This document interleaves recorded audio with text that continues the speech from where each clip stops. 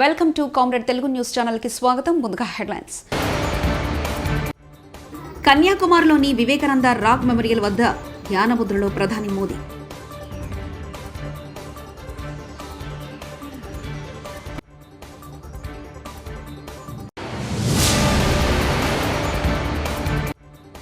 ముగుస్తున్న కేజ్రీవాల్ మధ్యంతర బెయిల్ గడువు, భావోద్వేగానికి గురైన సీఎం.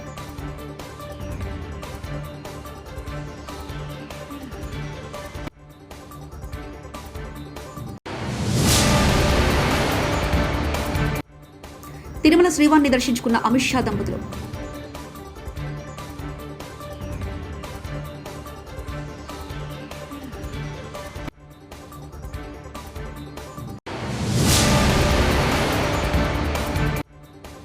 తెలంగాణలో పార్టీ పునర్నిర్మాణానికి చంద్రబాబు చర్యలు.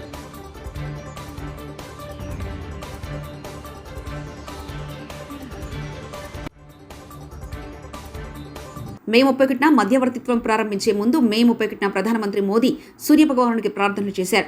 ఎన్నికల ప్రచారాన్ని ముగించుకుని మే 30న ప్రధాని కన్యాకుమారి చేరుకున్నారు. ప్రధాని మోదీ కన్యాకుమారిలోని భగవతి అమ్మన్ ఆలయంలో ప్రార్థనలు చేశారు. మే 31 నుంచి జూన్ 1 సాయంత్రం వరకు ప్రధాని నరేంద్ర మోదీ ధ్యానం చేయనున్నారు. ఆయన ధ్యాన మండపంలో పగలు రాత్రి ధ్యానం చేయనున్నారు.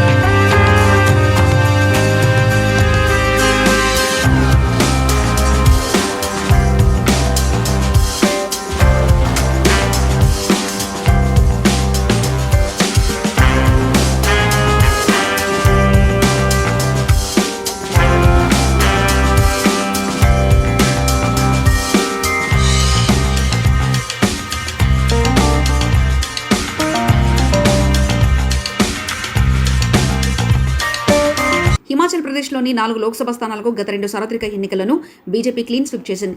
కానీ ఈసారి హ్యాట్రిక్ కొట్టాలన్న కమలనాథుల యత్నాలకు కాంగ్రెస్ నుంచి గట్టి పోటీ ఎదురవుతుంది. ఉత్తరాదిన కాంగ్రెస్ అధికారంలో ఉన్న ఏకైక రాష్ట్రం ఇదే.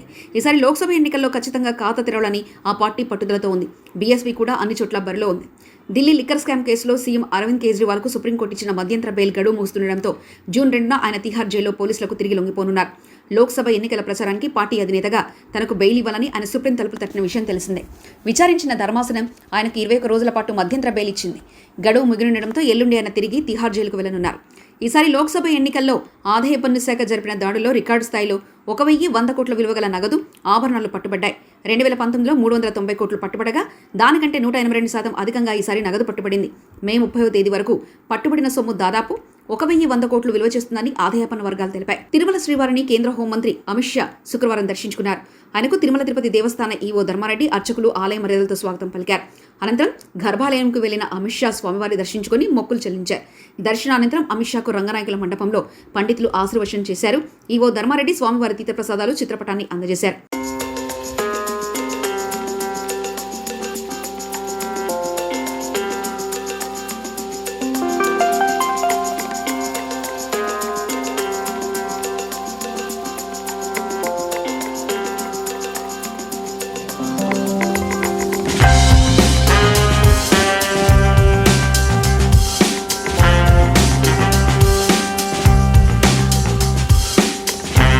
తెలంగాణలో తెలుగుదేశం పార్టీ పునర్నిర్మాణ దిశగా పార్టీ అధినేత చంద్రబాబు పావులు కదుపుతున్నారు.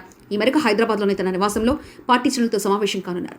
సాయంత్రం 4 గంటల్లో జరిగే ఈ సమావేశానికి రాష్ట్ర వ్యాప్తంగా ఉన్న ప్రముఖ నేతలకు ఇప్పటికే ఆహ్వానం అందింది. ప్రత్యేక రాష్ట్రంగా ఏర్పడిన తర్వాత తెలంగాణలో టీడీపీ అంత చురుగ్గా లేదు. అయితే పార్టీకి పునర్వైభవం తెచ్చేందుకు చంద్రబాబు నాయుడు చర్యలు చేపడుతున్నారు. దివ్యాంగులు, సీనియర్ సిటిజన్ కు నేరుగా వెంకటేశ్వర స్వామి ఉచిత దర్శనం కల్పించేందుకు టీడీపీ చర్యలు చేపట్టింది. సోమవారం నుంచి శనివారం వరకు ప్రతిరోజు మధ్యాహ్నం 3 గంటల నుంచి స్వామివారిని దర్శించుకునేందుకు అనుమతించనుంది. అయితే వృద్ధులు, దివ్యాంగుల స్లాట్ సమయంలో మిగతా ఇతర క్యూలు నిలిపివేస్తారని, వారు కేవలం 30 నిమిషాల్లోనే స్వామివారిని దర్శించుకునేందుకు బయటకు రావచ్చని తెలిపారు. పోస్టల్ బ్యాలెట్ అంటే వైసీపీ నేతలు ఎందుకు భయపడుతున్నారు? టీడీపీ ఎమ్మెల్సీ పర్చూరి అశోక్ బాబు మీడియా సమావేశం. CEO ఆంధ్రప్రదేశ్ ఇచ్చిన ఒక వివరణ మీద వాళ్ళు రిట్ ఫైల్ చేయడం జరిగింది. విచిత్రం ఏంటంటే అక్కడ కేసుని విత్డ్రా చేసుకునే పరిస్థితి వచ్చిన వైసీపీ అది చెప్పకుండా CEO గారు ఏదైతే ఒక మెమోని మేము విత్డ్రా చేసుకుంటున్నాం అని చెప్పారో దాన్ని హైలైట్ చేస్తూ అదేదో విజయం సాధించినట్లు, లేదంటే CEO ఆంధ్రప్రదేశ్ తెలుగుదేశానికి ఏదో ఒక ఫేవర్ చేసినట్టు రకరకాలుగా వాళ్ళకు కావాల్సినట్టుగా వాళ్ళ బ్లూ మీడియా రాసుకోవడం జరిగింది. వాస్తవాలు కూడా తెలియాలి, ప్రజలకు కూడా తెలియాలి. ఇక్కడ సమస్య ఏంటంటే కేంద్ర ఎన్నికల కమిషనర్ 19/7/2023లోనే ఒక సర్కులర్ ఇవ్వడం జరిగింది. ఏమని? పోస్టల్ బ్యాలెట్స్లో తీసుకున్న ఓటు వేసిన సందర్భంలో డిక్లరేషన్ ఇవ్వాలి, ఫారం 13A అని. ఆ డిక్లరేషన్ మీద గెజిటెడ్ ఆఫీసర్ సంతకం పెట్టాలి. పెట్టినప్పుడు ఆ గెజిటెడ్ ఆఫీసరు అక్కడే పోలు ఎక్కడో జరుగుద్దో ఆ పోలీస్ స్టేషన్ సెంటర్ దగ్గర ఉండి ఆయనే సంతకం పెట్టి స్టాంప్ వేసి సీల్ వేసి ఇవ్వాలి. అది ప్రభుత్వం బాధ్యత. ఎక్కడన్నా పొరపాటున సీల్ లేకపోయినా స్టాంప్ లేకపోయినా అటువంటి బ్యాలెట్లని తిరస్కరించొద్దు, వాటిని వ్యాలిడిటీ చేసి కౌంట్ చేయండి అని చెప్పి 2023లోనే కేంద్ర ఎన్నికల కమిషనర్ సర్కులర్ ఇవ్వడం జరిగింది.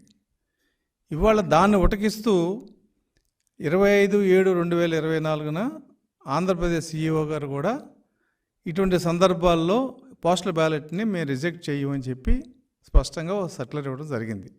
ఇది ఎందుకు ఇచ్చారు? తెలుగుదేశం పార్టీ మొదటి నుంచి పోస్టల్ బ్యాలెట్స్ మీద ప్రతి విషయాన్ని, ప్రతి అంశాన్ని ఏదన్నా డౌట్ ఉన్నా లేదంటే ఏదన్నా మార్పులు చేర్పులు చేయాలన్నా కూడా CEO ఆంధ్రప్రదేశ్ని కలవడం జరుగుతుంది.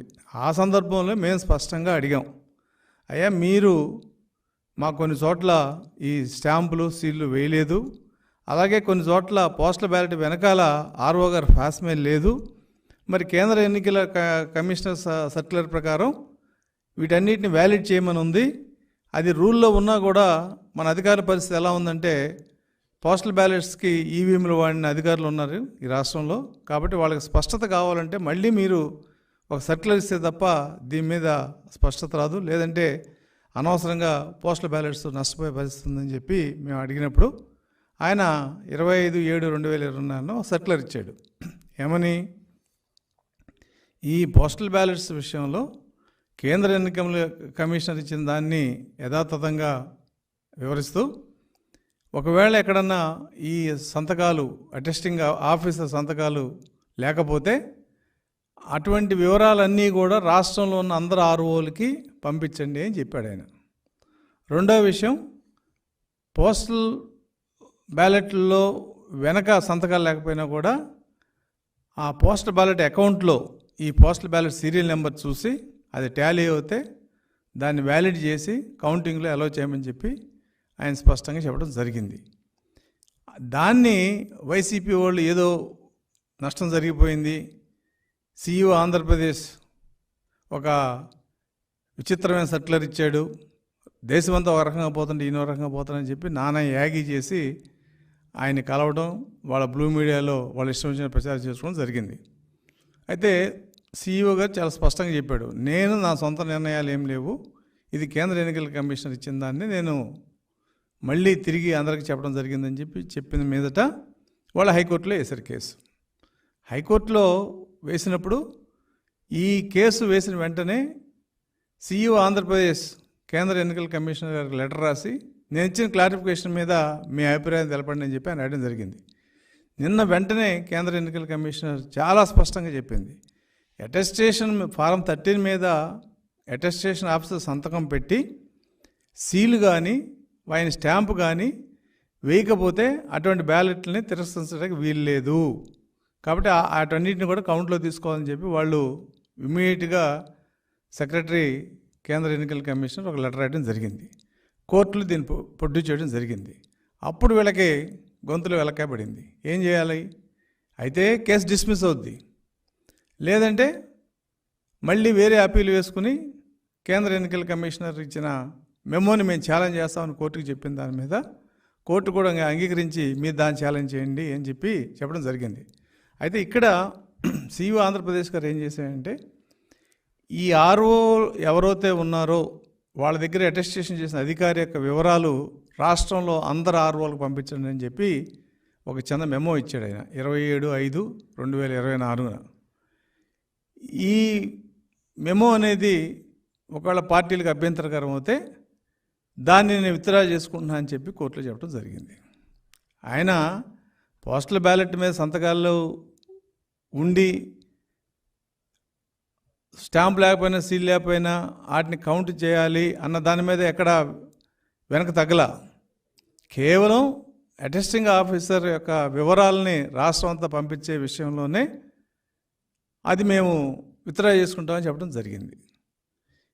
వైసీపీ వాళ్ళు ఏం చెప్తున్నారు? ఎన్నికల కమిషన్ విత్డ్రా చేసుకున్నాడు కాబట్టి నిజామాబాద్ జిల్లా ఆరుమూరు మున్సిపాలిటీలో చైర్పర్సన్ వన్నెల్దేవి లావణ్య అధ్యక్షతన సాధారణ సమావేశాన్ని నిర్వహించారు. అనంతరం చైర్పర్సన్, వైస్ చైర్మన్ మున్నోబాయ్, కమిషనర్ రాజు, 19వ వార్డు కౌన్సిలర్ జీవి నరసింహారెడ్డిలు మాట్లాడుతూ సమావేశంలో 39 అంశాలను తీసుకోవడం జరిగిందని, అన్ని అంశాలను సభ్యులు ఆమోదించారని తెలిపారు. గతంలో ఉన్న కమిషన్లో ఓపెన్, అసైన్డ్ భూములకు నంబర్లు కేటాయించారని, దీనిపై కౌన్సిల్ సభ్యులు సర్వే చేయించాలని తీర్మానించడం జరిగిందని కమిషనర్ రాజు తెలిపారు. ఈరోజు మున్సిపల్లో సాధారణ సమావేశం నిర్వహించడం జరిగింది. సమావేశంలో 39 అంశాల మీద చర్చించి ఆమోదం తెలపడం జరిగింది. ఈ మీటింగ్కి సహకరించిన పాలకవర్గ సభ్యులందరికీ ధన్యవాదాలు. आज आरमोर म्यूनसिपल में आज जो मीटिंग हुई, मुख्तसर दैनिक की जो छोटे मोटे कामा थे वो कामा की मीटिंग हुई. सब काउंसलर मिलके, चेयरमैन मैडम, कमिश्नर सब मिलके आज मीटिंग करे. थोड़ा बहुत जो भी कामा है वो कामा करेंगे बोल के भी बोले मैडम, और जो पेंडिंग भी है सब भी कामा करेंगे बोल के मैडम भी बोले. और हम रेवंत रेड्डी अनाकान से विनय रेड्डी अनाकान बोल के जो फंड का बोल के हम काम करेंगे बोल के भी हमने कहा. शुक्रिया. చైర్పర్సన్గా శ్రీమతి వన్నెల్దేవి లావణ్య అయ్యప్ప శ్రీనివాస్ గారు ఎన్నికైన తర్వాత ఈరోజు మొదటి సర్వసభ సమావేశం నిర్వహించుకోవడం జరిగింది. ఈ సమావేశంలో 39 అంశాలని మనం చర్చించి ఆమోదించడం జరిగింది. అందులో ఒక అంశానికి సభ్యులు దాని అవసరం లేదని చెప్పారు.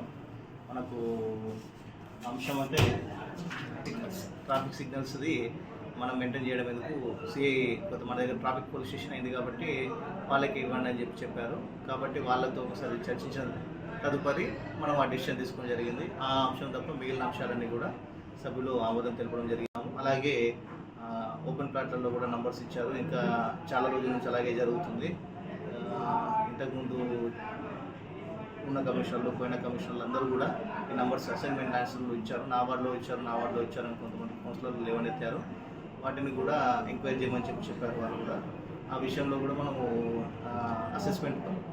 కొత్త అసెస్మెంట్ ప్రక్రియ జరుగుతుంది. మనం టీమ్ డేస్ చేసేస్తున్నాం కాబట్టి అక్కడ మనకు ఎన్ని ఉన్నాయి, కొత్తగా ఎన్ని నెంబర్లు ఉన్నాయి, ఓపెన్ ప్లాట్స్ అనేది కూడా జరుగుతుందని వాళ్ళకి చెప్పడం జరిగింది. అది కూడా వచ్చిన తదుపరి వాటిని డియాక్టివేట్ చేయడము, కన్సర్న్డ్ ఆఫీసర్స్ మీద రెస్పాన్సిబిలిటీ కూడా ఫిక్స్ చేయడం అనేది జరుగుతుంది. ఏదైనా ల్యాప్సెస్ ఉన్నట్టు తేలితే దాని మీద మీరు చర్య తీసుకుంటారా అంటే, గతంలో ఏమన్నారంటే ఎంక్వైరీ చేపిస్తామని మున్సిపల్ మీటింగ్లో చెప్పడం జరిగింది. ఏదైతే ఇరిగేషన్ స్థలంలో కన్యాకుమారిలోని వివేకానంద రాక్ మెమోరియల్ వద్ద ధ్యానముద్రలో ప్రధాని మోదీ.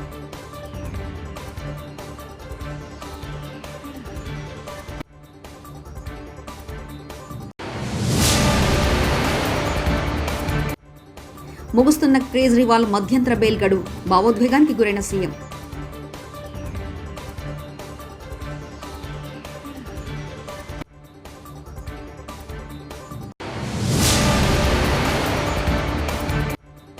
తిరుమల శ్రీవారిని దర్శించుకున్న అమిత్ షా దంపతులు.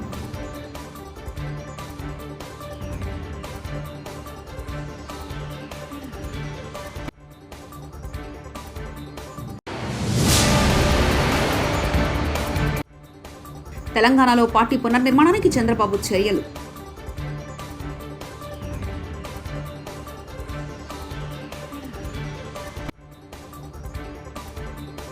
ఇవి బులెటిన్ విశేషాలు. చూస్తూనే ఉండండి కామ్రేడ్ తెలుగు న్యూస్ ఛానల్ ప్రతినిధి ఒంటేరు రమేష్ చంద్ర పరకాల.